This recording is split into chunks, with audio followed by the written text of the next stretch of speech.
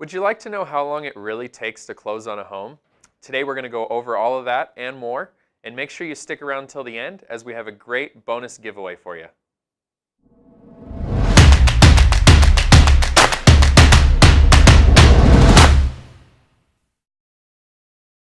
Welcome to the Aaron Powers Show. There are a few main factors we're going to go over today that directly affect how long it really does take to close on a home.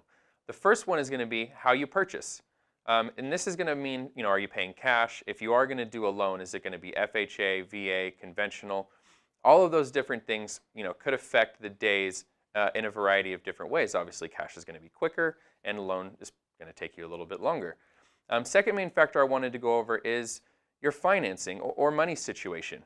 And this is going to change, obviously, based on, are you a first-time home buyer? Is this your first time going through this process? Obviously, you don't have quite as much money in the bank. You're going to have to get all of your documents, and it's going to be, you've never done it before. It's going to take a little bit longer for you and the lender to put everything together. Now, is this your fourth or fifth home you're buying? You've done this before, right? You know exactly what to expect, at least on a certain level.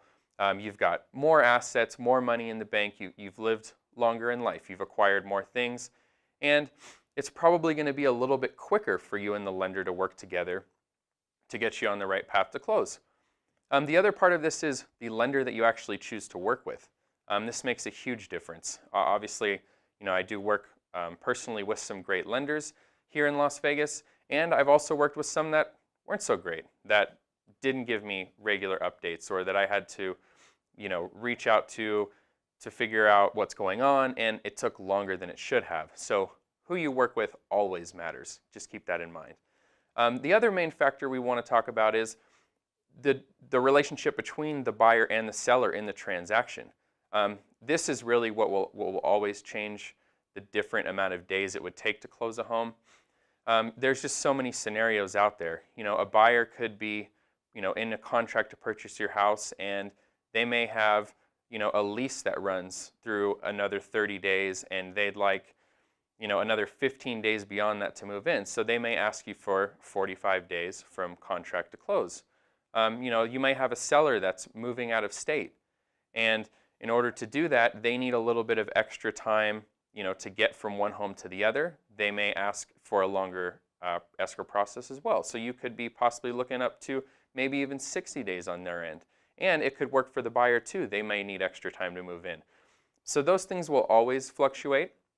Really depends on the story between the buyer and the seller, and you want to make sure getting into this process that you really have great communication between you, the agent, and the lender. Again, we all work as a team, and that's really the most important thing that's going to set up all of those timelines for you.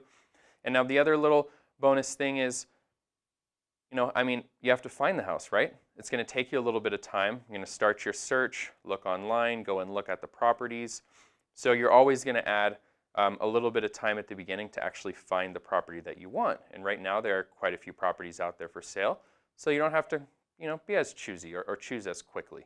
So you always want to keep that in mind as well. That usually is the longest part of the process, is the beginning and actually finding the property that you love and that you want to buy. Now I mentioned I'd have a little giveaway for you. And what I'd like to do is I'm going to put a little link up here, and we're going to have a needs list that I would love to share with you.